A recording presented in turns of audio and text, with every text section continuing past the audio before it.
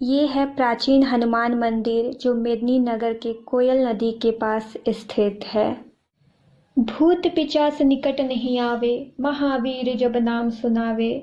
ये मात्र एक ऐसे देवता हैं जिसके नाम से ही भूत पिशाच निकट नहीं आते। जी हाँ, आपने सही गेस किया, वो हैं हनुमान जी।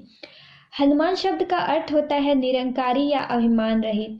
हनु का मतलब हनन करना और मान का मतलब अहंकार, अर्थात जिसने अपने अहंकार का हनन कर लिया हो। ऐसा भी कहा जाता है कि हनु यानी ठुड्डी कटे होने के कारण इनका नाम हनुमान पड़ा, और जो देवराज इंद्र के ब्रज के प्रहार से ठुड्डी कट गई थी। जुग सहस्त्र जो जन पर भानु, लिल्योता ही मधुर फल जानो। सूर्य को एक मधुर फल जानकर उन्होंने मुख में निगल लिया था, इसलिए देवराज इंद्र ने हनुमान जी पे प्रहार किया और उनकी ठुड्डी कट गई थी। हनुमान जी को बजरंग बली के नाम से भी जाना जाता है क्योंकि इनका शरीर एक वज्र की तरह है। इनके अन्य नाम महाबली, महावीर, पवन पुत्र, अंजनी सूत, केसरी नंदन, रामेश, दशग्रीव दर्प आदि है। सूक्ष्म रूप धरि सिंहसी दिखावा, विकट रूप धरि लंक जरावा। हनुमान जी महाचमत्कारी थे। वे अपने शरीर को अत्यंत छोटा और बड़ा कर लेते थे, इसलिए हनुमान जी को वैज्ञानिक होने की उल्लेख श्री रामचरितमानस में भी है। वंदे विशुद्ध विज्ञानो कवीश्वर कपीश्वरो, अर्थात महर्षि वाल्मीकि कवीश्वर तथा महावीर हनुमान कपीश्वर दोनों विशुद्ध विज्ञानी हैं। हनुमान जी के संदर्भ में आम धारणा है कि उनकी पूजा महिला नहीं कर सकती। वस्तुतः यह बात भ्रामक है। महिलाएं भी साधारण पूजा कर सकती हैं, लेकिन रजस्वला स्थिति में पूजा करना मना है। लेकिन हनुमान की साधना केवल पुरुषों को ही करना चाहिए। कुछ ऐसे कारण हैं जिनसे उनकी साधना पूरी नहीं होती। कहते हैं शनिदेव भी हनुमान जी के भक्त को परेशान नहीं करते, क्योंकि हनुमान जी ने शनिदेव के भी प्राण की रक्षा की और उनके कष्टों का हरण किया था। अंजनी पुत्र पवन सुत नामा। इनकी माता का नाम अंजनी था, जो पूर्व जन्म में इंद्र के दरबार की अप्सरा पुंजिक स्थला थी। उनकी माता परम सुंदरी एवं स्वभाव से बहुत चंचल थी। इसी कारण उन्होंने एक ऋषि की तपस्या भंग कर दी थी, जिसके फल स्वरूप उन्हें श्राप में वानर कुल में जन्म लेने का श्राप मिला था।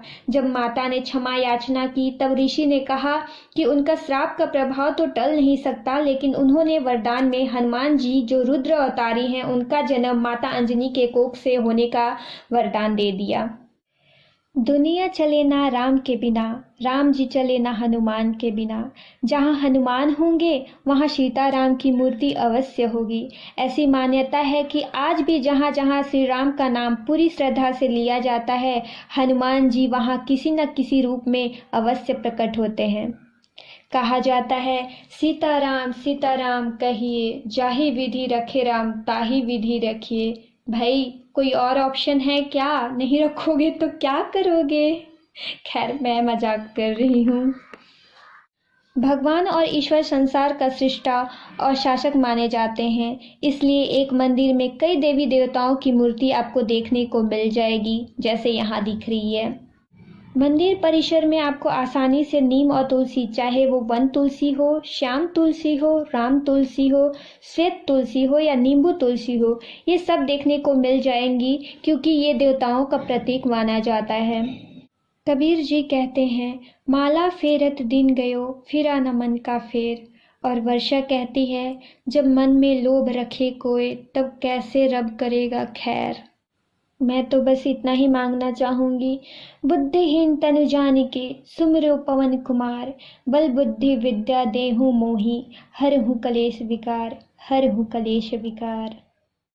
आप ये देख सकते हैं कि ये वही मंदिर है, मतलब जहाँ पे एक बार चमत्कार हुआ था। कहा जाता है कि एक व्यक्ति शराब पीकर हनुमान जी को यहाँ पर गाली दिया हुआ था। जो सामने में हनुमान जी आपको दिखेंगे, ये काली माता हैं, उनको गाली दिया था। तो वो गुस्से में इतने बड़े हो गए थे और गुस्से में लाल लाल आंख करके इतने बड़े हो गए थे कि यहाँ लोगों की हुजूम जुट गई थी पूरी, और लोग यहाँ पर देखने आते थे उनको।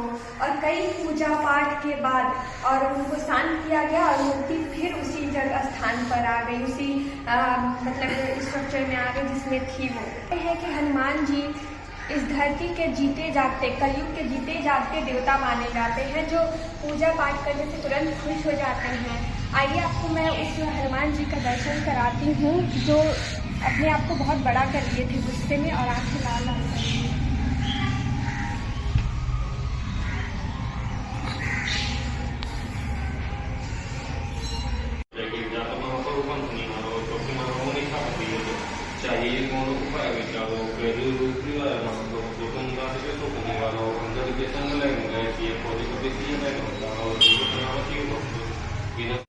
जो अपनी शक्ति से अपने आप को बहुत बड़ा कर लिए थे और लोगों की हुजूम यहाँ लगी हुई थी ये देखने के लिए, और कितने पूजा पाठ के बारे में शांत कराया गया।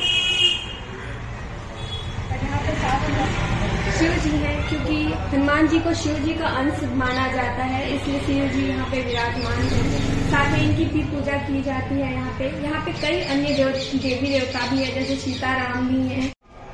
ये मंदिर काफी सुंदर है, आप जैसा कि चारों तरफ से देख सकते हो, फूल पत्तियों से सजाया हुआ है। साथ में हर जगह तुलसी लगी हुई है।